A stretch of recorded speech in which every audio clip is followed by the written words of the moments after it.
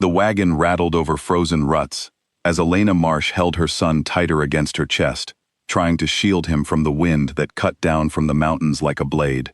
She was 22 years old, a widow of 8 months, and as of that morning, she belonged to a stranger. It had happened quickly. Her husband's brother, Silas, had lost more than money at the card table the night before. He had lost his patience, his pride, and finally, in a moment of drunken desperation, he had lost her. She still could not fully believe the words he had said to the man across the table. "She comes with the debt. Take her and the brat, and we're square." The man who had won her was Caleb Hutchins. In town, people spoke of him in careful whispers, the way one might speak of a wolf that lived at the edge of the woods, dangerous but rarely seen. He lived alone in the mountains, miles from the nearest neighbor, and it was said he had buried 2 wives already, though no one could say exactly how they had died. Children were told to behave, or the mountain man would come for them. Elena had heard these stories her whole life, and now she was riding beside the very man they described, her baby asleep in her arms, waiting for the cruelty she was certain would come. Caleb had said almost nothing since they left town. He was a large man, broad through the shoulders, with a short beard streaked gray, despite what looked like a face still young. A scar ran along his jaw, pale and old. He kept his eyes on the road, his hands steady on the reins, and he did not look at her, not even once. Elena tried to prepare herself. She had heard enough about men who bought women, whether through debt or desperation, to know what was expected of her. She held her son a little closer and stared straight ahead, refusing to let her fear show on her face, even as her heart pounded against her ribs. The road climbed steadily into the hills, the town disappearing behind them, swallowed by pine trees and gray winter sky. After perhaps 2 hours, Caleb pulled the wagon to a stop beside a frozen creek. "Water for the horses," he said, the first words he had spoken since they left. "Take your time if you need to see to the child." Elena blinked at him, unsure how to respond. She had expected orders, not permission. Cautiously, she climbed down from the wagon and walked a short distance away, turning her back to nurse her son in what privacy the open road could offer. When she returned, Caleb was standing by the horses, looking at the mountains, not at her. He did not comment on how long she had taken. He simply helped her back onto the wagon and continued the journey. An hour later, as the wind picked up and the temperature dropped further, Caleb reached behind the seat and pulled out a heavy wool coat. Without a word, he held it out to her. "You'll freeze in that shawl," he said. "Put it on." Elena hesitated, staring at the coat as though it might be some kind of trick, but his eyes, when she finally met them, held nothing but plain concern. She took the coat and wrapped it around herself and the baby, grateful for its warmth, confused by the kindness she had not expected. They arrived at his homestead as the light was beginning to fade. The cabin sat in a small clearing surrounded by tall pines, smoke already curling from a chimney that someone, it seemed, had lit before leaving that morning. It was modest, but sturdy, built with obvious care. Inside, Elena found a home that surprised her further. A well-stocked pantry, a neatly kept hearth, and in the corner of the main room, half hidden by a folded blanket, a small wooden cradle.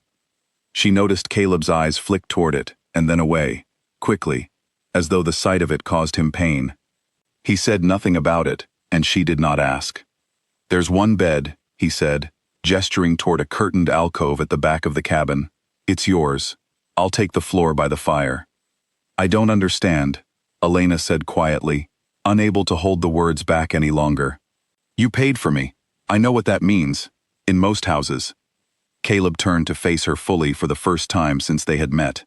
His expression was hard to read, but his voice, when he spoke, was steady and low. "Whatever paper changed hands in town, it means nothing here," he said. "You are not property in my house, and you never will be. I don't know what your brother-in-law told you, or what he thought he was selling, but he was wrong. You're a guest here, ma'am. Nothing more will be asked of you than that." Elena did not know what to say.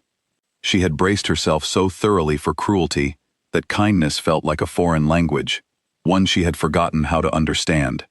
She only nodded, murmured a thank you, and retreated to the bed with her son, staying awake long after the cabin fell silent, waiting for something terrible that never came. The days that followed settled into a quiet rhythm. Caleb rose before dawn to tend to his traps and his small herd of goats, returning by midday to split wood or mend fences. And always, without fail, he made sure there was food on the table and water in the basin before he left each morning. He was not a talkative man, but Elena began to notice things about him that the town's whispers had never mentioned. He was patient with the goats, gentle when he handled the baby's small blankets to warm them by the fire, and careful, always, to knock before entering any room she occupied. One evening, as a storm rattled the shutters and the baby cried from teething pain, Elena walked the floor with him for hours, exhausted and unable to soothe his tears. She did not notice Caleb watching from his place by the fire until he spoke. "May I try something?" he asked, his voice hesitant in a way she had not heard before. She hesitated, but exhaustion won out over caution. She handed the baby to him carefully. Caleb held the boy with a gentleness that seemed at odds with his large, rough hands, and began to hum a low, wordless tune, rocking him slowly by the fire. Within minutes, the baby's cries softened into hiccups, and then into sleep. Elena watched, something shifting quietly in her chest. "You've done this before," she said softly. Caleb's jaw tightened, and for a long moment she thought he would not answer. Then, staring into the fire rather than at her, he spoke. "I had a wife," he said, "Rebecca, and a daughter, born the winter before last. Fever took them both before the girl saw her first spring. I built that cradle with my own hands, thinking I'd fill it with a family that would stay." He paused, his throat working. "I haven't touched it since. Haven't let myself hope for anything like that again." Elena felt tears sting her own eyes, understanding now the shadows she had seen cross his face, the silence he wore like armor. "I'm so sorry," she whispered. "Town likes to whisper that I buried 2 wives, Caleb said, a bitter edge in his voice. "Truth is simpler and sadder than they know. There was only Rebecca. But grief doesn't care about accuracy, and neither do wagging tongues." He looked down at the sleeping child in his arms. "I didn't buy you out of cruelty, Elena. I couldn't stand by and let Silas hand you and this boy over to a worse man, and there would have been one, eventually. I told myself I was only doing what was right. I didn't expect—" He stopped himself, shaking his head slightly. "Didn't expect what?" she asked. "Didn't expect to feel anything at all," he admitted.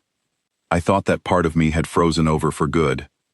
They sat together by the fire long after the baby had fallen fully asleep, speaking quietly of small things, her life before the debt, his years alone in the mountains, the son she hoped to raise into a good man, despite everything that had gone wrong so far.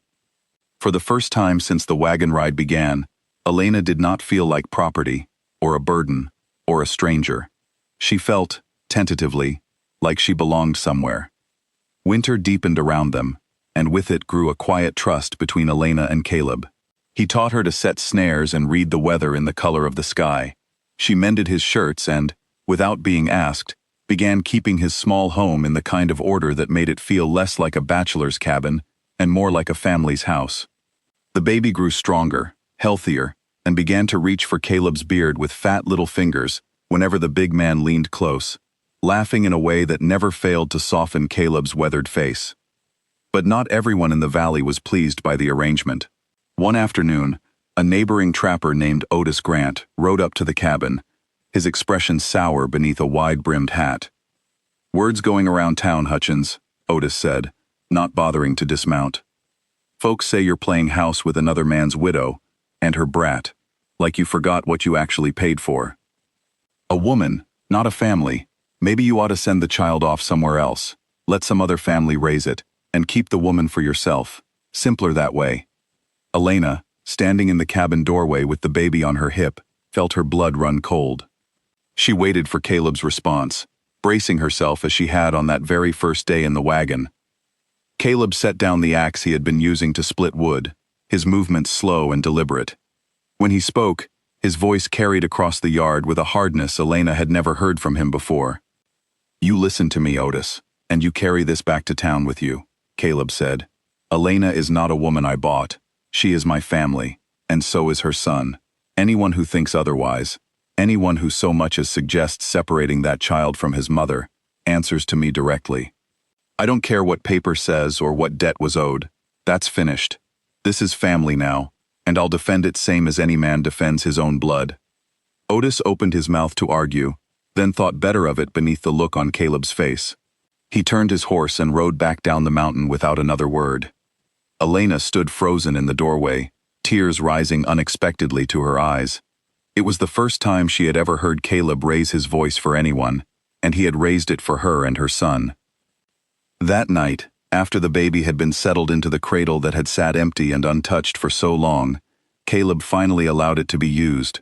Elena found Caleb sitting outside on the porch steps, staring up at the stars scattered thick across the mountain sky. "Thank you," she said softly, sitting down beside him, "for what you said today." "I meant every word," he replied. He was quiet for a long moment, his breath visible in the cold air.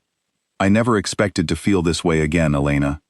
I buried a piece of myself with Rebecca and our girl, and I thought it would stay buried. But you and that boy, you've gone and dug it back up, whether I was ready or not."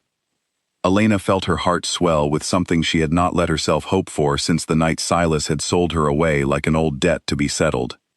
"I was so afraid, that first day," she admitted. "I expected the worst kind of man.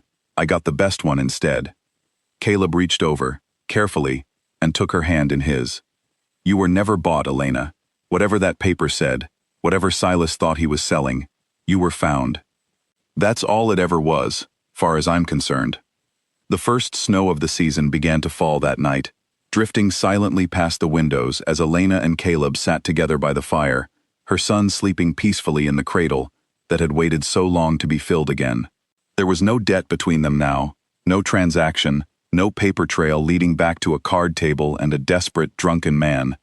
There was only the quiet, steady warmth of a family that had been built not from what was bought, but from what had been chosen, freely, by two people who had both expected far less from life than what they had somehow found. Outside, the mountains stood silent under their blanket of snow, keeping watch, as they always had, over the cabin, where a broken man and a frightened young mother had somehow, against every expectation, found their way home to each other.